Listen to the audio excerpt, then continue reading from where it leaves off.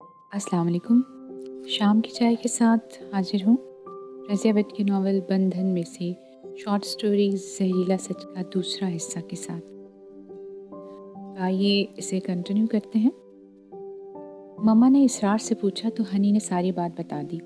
राफिया हंस पड़ी, फिर इसे गले लगाते हुए बोली, इतनी सी बात करी मेरी जानू परेशान और उदास है। हाँ मम्मा। हनी ने सर माँ के सीने में घुसाना चाहा। राफिया उसे प्यार करती रही, चमकाती रही, तसल्ली देती रही, फिर बोली, रज़ा को कहो अम्मी को हमारे यहाँ भेज दे, जॉब भी मिल ही जाएगी। आखिर को एमबीए की डिग्री इसके पास है, हम लोग रिश्ता तय करने के लिए जॉब का जवाब नहीं ढूंढेंगे। सच मम्मा? हाँ। हनी माँ से लिपट गई। फिर उसने उसी दिन ये नवीद रज़ा को सुना दी। तुम बेधड़क अपनी अम्मी को हमारे यहाँ भेज दो। सच? हाँ, मेरी मम्मा ने कहा है जॉब भी मिल ही जाएगी, तुम फिक्र ना करो। बस ठीक है। क्या ठीक है जनाब? हनी बेहद खुश थी, इतरा कर बोली। हसन रज़ा ने उसकी फसूखेज़ आंखों में डूबते हुए कहा, सब ठीक है, मैं अपनी अम्मी से बात करूँगा, बहुत जल्द इन्हें तुम्हारे यहाँ भेजूँगा ताकि तुम्हें पाबाए जंजीर हमारे हजूर पेश करने की बाबत कर सकें। बड़े आए, वो निगाह गलत अंदाज इस पर डालते हुए बोली। हसन रज़ा हुस्न की ये अदा देखकर वारफ्ता सा हो गया, उस पर झपटा, लेकिन वो फिसलनी मछली की तरह गिरफ्त में आने से पहले ही निकल गई। दोनों इस दिन बहुत खुश थे। हसन रज़ा ने हस्ब वादा अपनी अम्मी और दोनों बहनों को हनी के यहाँ भेजा। इसने पहले अपनी बहनों से बात की, फिर उनकी वसातत से दिल की बात माँ तक पहुँचाई। सुहेल मलिक को खुद तो न जानती थी, लेकिन हसन रज़ा और बेटियों ने इस घराने के मुतल्लिक इन्हें बता दिया था, तो वो कोई इतराज़ न कर सकी। ऊंचा और मालदार घराना था, रिश्ते की बात रद्द करने का सवाल ही कब पैदा होता था। फिर लड़की बेटे को पसंद थी, इसका रिश्ता कहीं ना कहीं तो करना ही था। पसंद की जगह हो जाता तो हर्ज भी क्या था। राफिया ने अपनी सवाली मेहमानों की बहुत आवभगत की, बड़े तपाक से मिली और बड़े वालहाना अंदाज में स्वागत किया। हनी हसन रज़ा की अम्मी और बहनों को बहुत अच्छी लगी। दूसरी दफ़ा बाकायदा रिश्ता लेकर आए, आने का कहकर मेहमान उठ गए। राफिया और हनी ने इन्हें बड़े प्यार इज्जत से रुखसत किया, लेकिन वो दूसरी दफ़ा आई नहीं। एक दो दिन नहीं, हफ्ते गुजर गए। इस दौरान हनी भी हसन रज़ा से ना मिल सकी कि वो अपनी जॉब के इंटरव्यू के लिए कराची गया हुआ था। जब इंटरव्यू की तारीख को भी कई दिन गुजर गए तो हनी ने खुद ही उसे फ़ोन किया। वो कई दिनों से यही था। तुमने फ़ोन किया, ना मिलने आए। हनी ने शिकवा किया तो वो गंभीर आवाज़ में बोला, बात ऐसी ही थी। क्यों, कैसी थी बात? मैं खुद तुम्हें बताऊंगा। उसने फ़ोन पर ही जगह का तयन किया और हनी को आने का वक्त दे दिया। हनी ने राफिया को बताया और फिर वक्त मुकर्ररा पर उससे मिलने चल दी। आज गिला शिकवा करने के लिए वो बुरी तरह मचल रही थी। हसन रज़ा से नाराज़ होने का प्रोग्राम भी पक्का था। मुंह बनाए और फुलाए वो वहाँ पहुँच गई जहाँ हसन रज़ा ने आना था। इन दोनों की पसंदीदा जगह थी, लंबी सड़क के किनारे झुक आए दरख्तों तले, जहाँ छोटे बड़े काई ज़दा पत्थर बड़े होते थे और दरख्तों की मोटी शाखें सूखे तनों पर गिरी पड़ी थी। हसन रज़ा वहाँ पहले से मौजूद था। हनी ने एक निगाह इस पर डाली, शिकवा भरी निगाह, लेकिन वह निगाह उलझ कर रह गई। हसन रज़ा खासा मुस्तरब और परेशान था। हनी गिले शिकवे भूल कर इसकी तरफ बढ़ी। हेलो, उसने बेताबी से पूछा। हेलो। हसन रज़ा की आवाज़ जिस्मों से आ रही थी। क्या बात है हसन रज़ा, कुछ परेशान लग रहे हो? वो दरख्त से के तने से लग कर बोली। कुछ नहीं, बहुत परेशान हूँ, उलझ कर बोली। खैरियत? हनी हैरान हुई। हनी? हसन रज़ा का चेहरा तना हुआ था। वो बोली। तुम वो घसीली निगाह इस पर डालते हुए कुछ कहना चाह रहा था। क्या कहना चाहते हो? हनी ने चंद लम्हे इसकी तरफ देखने के बाद पूछा। वो जो तुम्हें कह देना चाहिए था। वो जैसे एकदम ही फट पड़ा। हनी कुछ नहीं समझी। इसके सामने आते हुए हैरान और परेशान नजरों से उसे देखते हुए पूछा, मुझे क्या कह देना चाहिए था? यही कि तुम सुहेल मलिक की बेटी नहीं हो, वो राया। एक लम्हे को तो वो कुछ न समझी, इसके मुंह से निकल गया, तो और किसकी बेटी हूँ? एक फकीरनी की, भिकमंगों की औलाद हो क्या? एक लंबी हैरत सदा चीख नुमा आवाज हनी के मुंह से निकली। हसन रज़ा उसकी हालत को नजरअंदाज करते हुए गुस्से से बोला, मुझे सिर्फ इस वजह से अपनी माँ और बहनों के सामने शर्मिंदा होना पड़ा। तुमने हमसे क्यों छुपाया? क्यों ना सच मुझ बचा कह दिया? मुझे इत्मीनान में लिया होता तो मैं कुछ ना कुछ जवाब बना लेता, लेकिन तुमने जानबूझकर ये बात छुपाई। मेरी और बहनें सच ही कहती हैं कि ये जो लड़की इतनी बड़ी बात मुझसे छुपा सकती है, कल को और क्या नहीं कर सकती। एतमाद। रज़ा ने हनी चीखी। इसने दोनों हाथों से सर थाम लिया और मोटी शाख पर बैठ गई। कई लम्हे वो कुछ न कह सकी। मेरी माँ को किसने तुम्हारे मुतल्लिक आकर सब कुछ बता दिया? क्या बता दिया है? वो पागलों की तरह चीखी। کہ تم سہیل ملک کی بیٹی نہیں ہو؟ ہاں نہیں ہوں، لیکن انہوں نے مجھے قانونی طور پر اپنایا ہوا ہے، بیٹی بنا کر پالا پوسا ہے، گود لیا ہوا ہے۔ میں جانتی ہوں، مجھے پتا ہے۔ ماما اور پاپا نے یہ بات مجھ سے چھپائی نہیں۔ تم سے مجھ سے کیوں چھپائی؟ یہ تمہارے پوچھنے اور مجھے بتانے کی نوبت ہی نہیں آئی۔ رضا ٹھیک ہے، میرے والدین نے مجھے گود لیا ہے۔ وہ بات پوری نہیں کر سکی، اس کی آنکھوں سے آنسو بہنے لگے اور آواز گھٹ گئی۔ ایک فقیرنی کی گود سے، بھک منگوں سے خریدا ہے تمہیں؟ حسن رضا اس کے آنسوؤں سے متاثر ہوئے بغیر بولا۔ ماں اور بہنوں نے اس کی ایسی برین واشنگ کی تھی کہ وہ اپنے برسوں کے پیار کو بھی بھلائے جا رہا تھا۔ یہ انکشاف ہنی کے لیے بالکل نیا تھا۔ وہ پاگلوں کی طرح حسن رضا کی طرف دیکھتے ہوئے بولی، یہ کس نے کہا تم سے؟ ماما تو مجھے اسپتال کے کئی بچوں میں سے منتخب کر کے لائی تھی۔ میری ماں کو یہی بتایا گیا ہے۔ بڑے معتبر آدمی نے یہ معلومات فراہم کی ہیں اور وہ اب کسی صورت میرا رشتہ مجھ سے نہیں کرنا چاہتی۔ وہ غرائی اپنی بات پیڑی ہیں ہنی۔ میں نے بہت سمجھایا، بہت کچھ کہا، لیکن وہ کسی طور مانتی ہی نہیں۔ ایک فقیرنی کی بیٹی انہیں قابل قبول نہیں۔ کاش تم نے سب کچھ پہلے بتایا ہوتا، کچھ نہ چھپایا ہوتا۔ حسن رضا کا لہجہ تعصب بھرا تھا اور وہ بے چینی سے ہاتھ مسلے جا رہا تھا۔ ہنی کی ذہنی حالت بگڑی جا رہی تھی۔ وہ کسی طور باور نہ کر پا رہی تھی کہ وہ کسی فقیرنی کی بیٹی یا بھک منگوں کی اولاد ہے، اور اگر ایسا ہے تو اس کے آگے سے کچھ سمجھائی نہ دے رہا تھا اور نہ ہی سجائی دے رہا تھا۔ اس کی حالت غیر ہو رہی تھی۔ کبھی بے تحاشا آنسو بہنے لگتے، کبھی چہرہ غصے سے سرخ ہو جاتا، کبھی سارا وجود ٹھنڈا ہو جاتا اور کبھی انگ انگ سے چنگاریاں پھوٹنے لگتی۔ وہ عالم اضطراب میں کبھی شاخ کے گر چکر کاٹنے لگتی اور کبھی دھم سے بیٹھ جاتی۔ حسن رضا پریشانی کے عالم میں اسے تکے جا رہا تھا، لیکن کچھ کہہ نہ پا رہا تھا۔ حسن رضا، ہنی بامشکل اپنے دل و دماغ کو قابو کرتے ہوئے بھرائی ہوئی آواز میں بولی، یہ میں ہوں، میں جس نے تمہارے ساتھ خلوص اعتماد اور پیار کے ناطے جوڑے تھے، میں وہی ہوں۔ اس میں کو اگر تم کسی گندے اور ذلیل پس منظر سے ملا کر رد کر رہے ہو تو تمہاری مرضی۔ ہنی وہ جلدی سے آگے بڑھا۔ مت آؤ میری طرف، ہنی نے دھمکی آواز لہجے میں کہا۔ ہنی پلیز، اب بھی بہت کچھ کہنا باقی ہے۔ تم شاید نہیں جانتی، تم سے چھپایا گیا ہے۔ تم اپنے ماما پاپا سے پوچھ سکتی ہو کہ میں کون ہوں۔ حسن رضا کچھ نہیں بولا۔ میں ہوں، سمجھے؟ حسن رضا صرف اسے دیکھ کر رہ گیا۔ بہت بلند بانگ دعوے تھے تمہارے، بربری مٹی کی طرح بیٹھ گئے۔ بھیانک نظروں سے اسے دیکھ رہی تھی۔ ہنی مجھے غلط مت سمجھو، میری ماں اور بہنیں۔ ہنی کھلکھلا کر ہنس پڑی۔ اور ان کی آڑ مت لو، کہہ دو کہ تمہیں بھی ایک فقیرنی کی کوکھ سے جنم لینے والی لڑکی سے۔ اس کی آواز گھٹ گئی۔ پھر وہ بے آواز ہچکیوں کو سینے میں ضبط کرتے ہوئے بے ربط لہجے میں بولی، میں نہیں جانتی کہ کیا کہوں، کیا کروں، چلے جاؤ میری نظروں کے سامنے سے۔ ہنی، حسن رضا بے حد پریشان تھا۔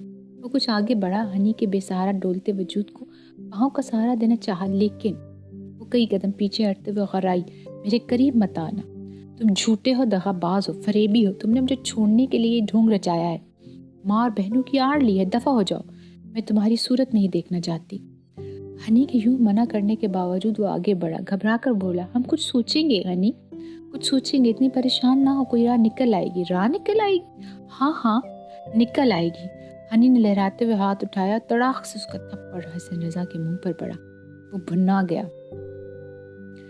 دوسرے لمحے ہنی اپنی گاڑی کی طرف بھاگی جا رہی تھی۔ اس کی مخدوش حالت کے پیش نظر حسن رضا تھپڑ کی اذیت و ذلت بھول کر اس کے پیچھے لپکا، لیکن وہ مجنونانہ انداز میں سے دیکھتے ہوئے گاڑی سٹارٹ کر چکی تھی۔ ہنی وہ زور سے چیخا، لیکن ہنی گاڑی نکال کر لے جا چکی تھی۔ پتہ نہیں راستہ کیسے کٹا اور وہ کیسے گھر پہنچی۔ وہ گاڑی کھلی چھوڑ کر ہی اپنے کمرے کی طرف بھاگی، دھڑ سے دروازہ بند کر کے بیڈ پر اوندھے منہ گر گئی۔ رافعہ کو نوکر نے بتایا کہ چھوٹی بیوی گاڑی کھلی چھوڑ کر اپنے کمرے کی طرف حواس باختہ سی بھاگی جا رہی تھی۔ رافعہ کا دل بیٹھ سا گیا۔ وہ تیزی سے اس کے کمرے کی طرف لپکی۔ دروازہ بند تھا، لیکن لاک نہیں تھا۔ پریشانی کے عالم میں دروازہ کھول کر اندر آ گئی۔ ہنی بیٹی۔ اس نے بیڈ پر آڑی پڑی ہنی کا کندھا ہلایا۔ ہنی پھر ایک دو بار نہیں کئی بار بلایا، ہنی جان کیا ہوا، کچھ بتاؤ نا، اٹھو، میری طرف دیکھو۔ ایک جھٹکے سے اٹھی۔ اس کے بال بکھرے تھے، آنکھیں سرخ انگارہ تھی، جیکٹ کے بٹن کھلے تھے۔ وہ اس وقت زرد بلاؤز میں براؤن کوٹی پہنے ہوئے تھی، ٹراؤزر بھی براؤن تھا۔ ہنی کیا ہوا میری جان؟ رافعہ نے اس کے بال چہرے سے ہٹائے اور پیار سے پوچھا۔ کوئی انتہائی سنجیدہ بات ہو چکی تھی۔ یہ وہ ہنی کو دیکھ کر جان گئی تھی، لیکن کیا بات؟ یہ ہنی ہی اسے بتا سکتی تھی۔ رافع نے جب پھر پیار اور محبت بھرے لہجے میں پوچھا ہنی جان کیا ہوا، تو ہنی نے رافع کے گریبان پکڑ کے دیوانہ وار جھنجھوڑتے ہوئے پوچھا میں کون ہوں، میں کون ہوں، ماما بتاؤ میں کون ہوں۔ ہنی میں کیا ہو گیا ہے تمہیں؟ رافع نے اسے ساتھ لگانے کی کوشش کی۔ میں کون ہوں، مجھے بتائیں میں کون ہوں، بتائیں۔ اس نے وحشت کے عالم میں رافع کو جھنجھوڑ ڈالا اور اس کے سنے بغیر چیخے گئی میری جان ہو، میری بیٹی ہو ہنی، کیا ہوا، کچھ بتاؤ بھی، کیا ہو گیا ہے؟ رافع نے رندی سی آواز میں کہا تو ہنی کی گرفت ڈھیلی پڑ گئی اور وہ رافع کے سنبھالنے کے باوجود ہاتھوں سے نکلی چلی گئی۔ رافع نے اسے بیڈ پر ڈال دیا، تقریباً بے ہوش ہو چکی تھی۔ بھاگم بھاگ ڈاکٹر کو بلایا گیا، سہیل دوڑا آیا، نوکر چاکر اکٹھے ہو گئے، سارے گھر میں افراتفری اور بے چینی پھیل گئی۔ ہنی کی بے ہوشی کسی ذہنی صدمے کا نتیجہ ہے، ڈاکٹر نے کہا۔ سکون آور انجیکشن دینے اور ضروری ہدایات دے کر چلا گیا۔ ہنی کو اس انکشاف کا دکھ بھوگنا پڑا۔ جب ہوش میں آئی تو اس کے لبوں پر وہی سوال تھا میں کون ہوں؟ جب پیار دلال اور ممتا لٹا کر رافع نے اس سے ساری بات پوچھی تو اس کا دل بھی دھک سے رہ گیا، لیکن اب اس سے یہ بات چھپانا ممکن ہی نہ تھی۔ رافع نے اس کا سر گود میں رکھ کر پیار کیا، سہیل نے بھی اسے سینے سے لگایا، ہر ممکن طریقے سے دونوں اس کی دلجوئی کرتے رہے، لیکن اس کا یہی سوال تھا میں کون ہوں؟ دونوں کو حقیقت کے رخ سے پردہ ہٹانا پڑا۔ انہوں نے ساری کتھا اسے سنا ڈالی۔ ان کا خیال تھا حقیقت جان کر وہ پرسکون ہو جائے گی، لیکن ایسا نہیں ہوا۔ وہ کئی دن تفکرات کے سمندر میں ڈوبتی ابھرتی رہی۔ رافع کی ممتا کا حصار نہ ہوتا تو شاید وہ محروم اور ناکام ہو کر خودکشی بھی کر لیتی۔ اس کی حالت مخدوش رہی۔ کوکھ سے جنم دینے والی ان دیکھی ماں کے لیے کبھی اس کا دل تڑپ اٹھتا اور کبھی گود لے کر پالنے والی ماں پر پیار آ جاتا۔ کبھی فقیرنی ماں کے لیے اس کے دل میں رحم و کرم جوش پانے لگتا، کبھی نفرت بھر جاتی۔ وہ دل ہی دل میں اسے کوسنے لگتی کہ پالنے کا بوجھ نہیں اٹھا سکتی تو جنا ہی کیوں۔ ایسے میں اس کا جی چاہتا کہ ملتان جائے اور سارے بھک منگوں کو اکٹھا کر کے اس عورت کو تلاش کرے جس نے چند سکوں کے عوض جگر کے ٹکڑے کو بیچ ڈالا تھا، پھر اس عورت کا منہ نوچ لے، اس کا گلا دبا دے، اور جب وہ اس کی مار پھٹکار کھا کر دم توڑنے لگے تو اس کے سینے سے لگ کر پھوٹ پھوٹ کر روندتے ہوئے ماں ماں پکارنے لگے۔ ہنی کا رشتوں پر سے اعتبار ہی اٹھ گیا تھا۔ رافع کے پیار اور محبت کی وہ قائل تھی، لیکن یہ بھی دکھلاوا لگتا تھا۔ رافع نے غریب بچی کو اس لیے تو سہارا نہیں دیا تھا کہ اسے غربت کی ہولناکیوں سے بچا سکے، اس نے تو اپنی تسکین، اپنی تڑپتی ممتا کو سکون دینے کے لیے اسے حاصل کیا تھا، اپنے شوہر کی محرومی پر بچے کی چھاپ لگا کر اسے مطمئن کرنے کے لیے ایسا کیا تھا۔ وہ کئی دن اپنے ہی من کی بھول بھلائیوں میں بھٹکتی رہی، صرف یہی صدمہ ہوتا تھا تو شاید جلدی حواس میں لوٹ آتی، لیکن اس نے تو اس حوالے سے حسن رضا کو کھویا تھا۔ حسن رضا جو اس کی محبت تھا، پیار تھا، یقین تھا، بھروسہ تھا، اعتماد تھا۔ رشتوں پر سے اس کا اعتماد کیسے نہ اٹھتا؟ کئی ماہ ہنی کی اس چوٹ کو سہلانے میں لگے۔ یہ بھی قدرت کا کرشمہ ہی ہے کہ زخم مندمل ہو جاتے ہیں، ورنہ چوٹ لگتی ہے، زخم بنتا ہے، خون بہتا ہے، اور اگر زخم کو بار بار نہ کھجا جائے تو زخم کے منہ سے بہنے والا لہو خود ہی جم کر زخم کا منہ بند کر کے کھرنڈ بن جاتا ہے۔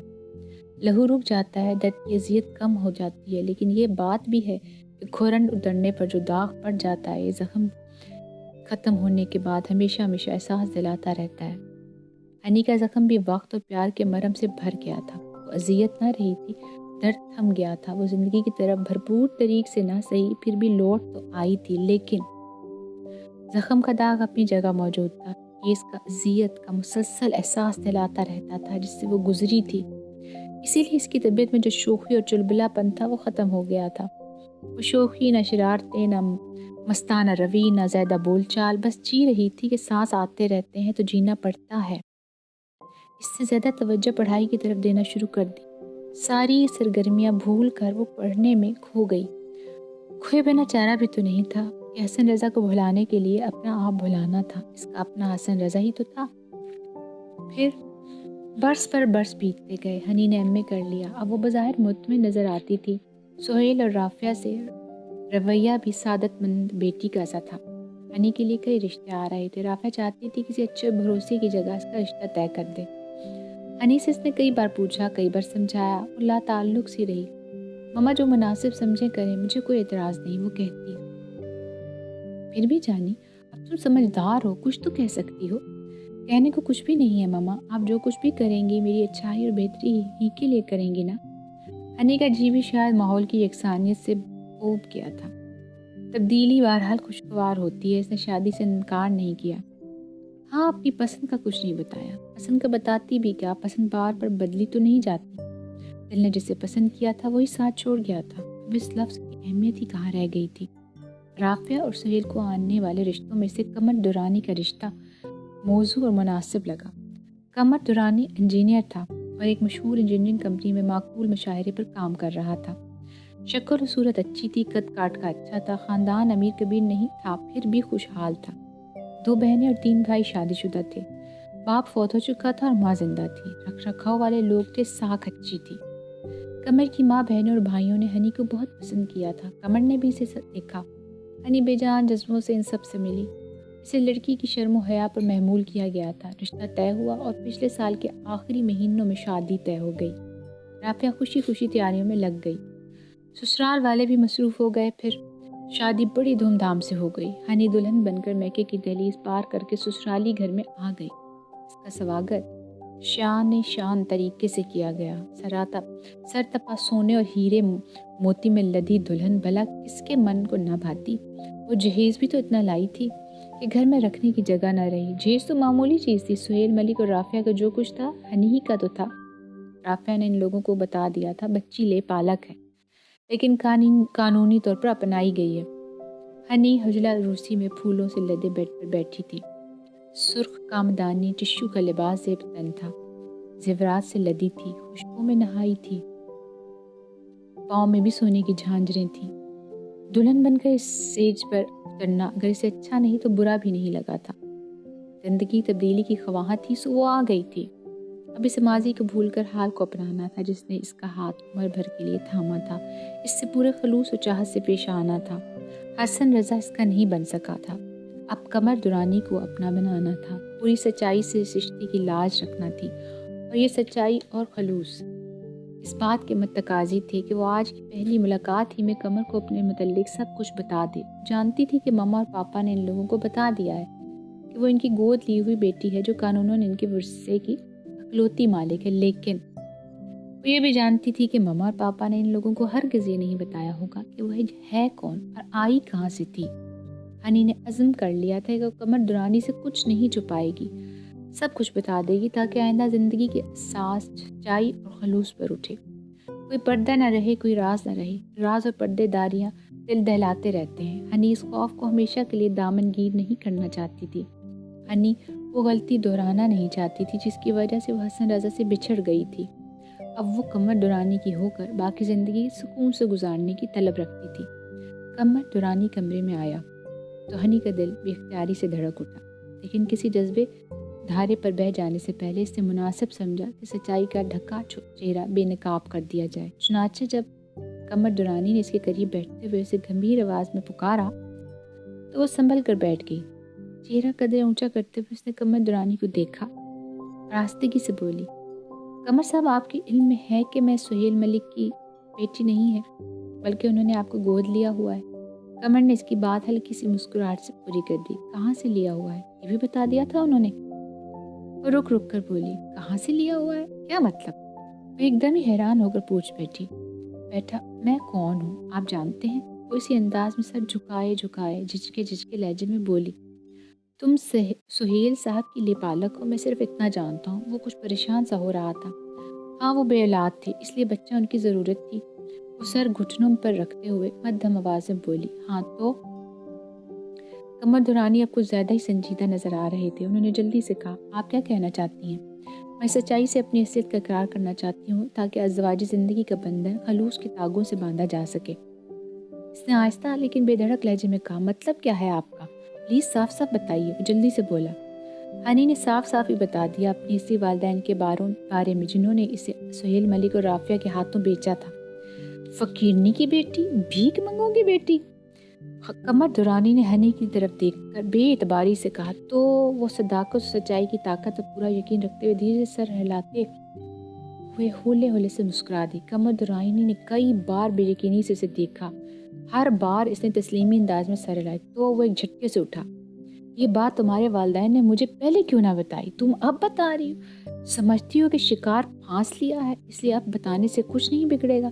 میری ماں نے میری پسند کا رشتہ اس لیے نہ کیا تھا کہ عمرانہ کا حسب نسب انہیں پسند نہ تھا، لیکن تم فقیرنی کی بیٹی، بھک منگوں کی اولاد، کون جانے کے باپ کا رشتہ تھا بھی یا نہیں، اس طبقے میں شرافت و پاکیزگی۔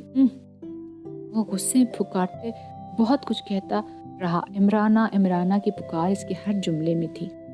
پھر وہ جھنجلا کر چھپر کھٹ سے اٹھا، دھچکے سے بیڈ زور سے ہلا اور جگمگاتی اصلی اور مصنوعی پھولوں کی کئی لڑیاں ٹوٹ گئیں۔